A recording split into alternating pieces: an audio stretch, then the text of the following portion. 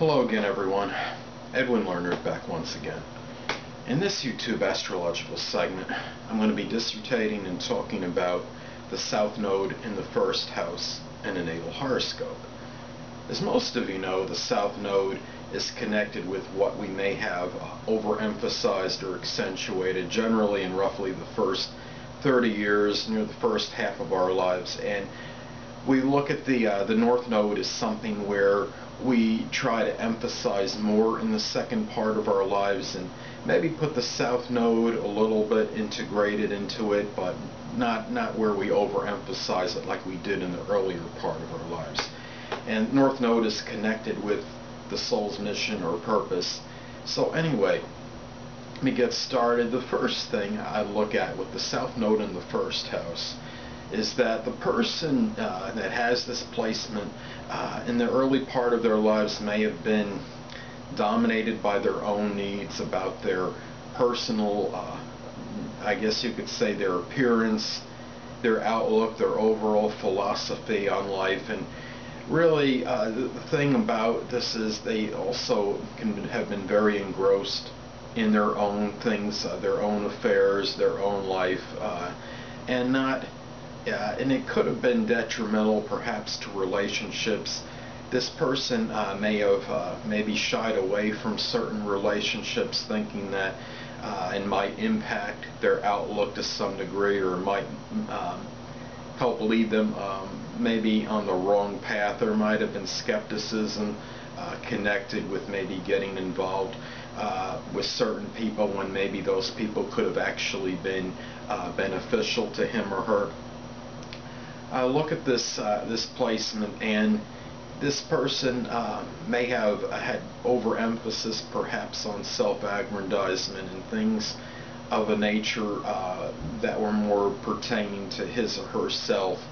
And when we look at this placement, the South Node in the first house calls for the person to emphasize the North Node in the seventh house and have more focus on relationships and partnerships, things that are connected more with other people, and doing things more perhaps on a collaborative way, and doing things more so with others.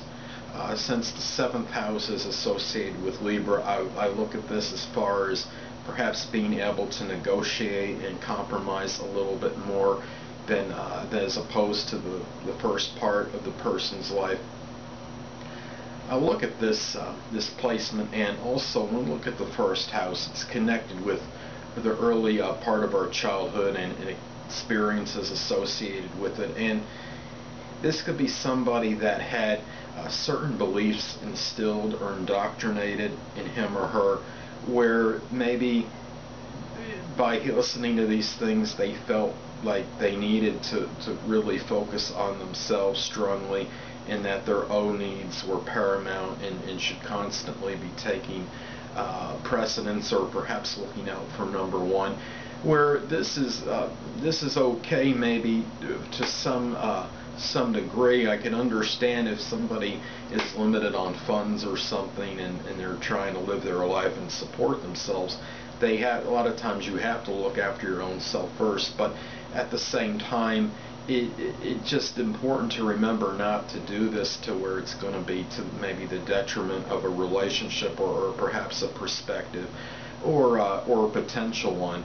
And I think what happens is this person realizes after maybe around 30 years or so, and the person starts to enter the second portion of his or her life, that it's more about willing to sacrifice his or her own needs for the sake of another person.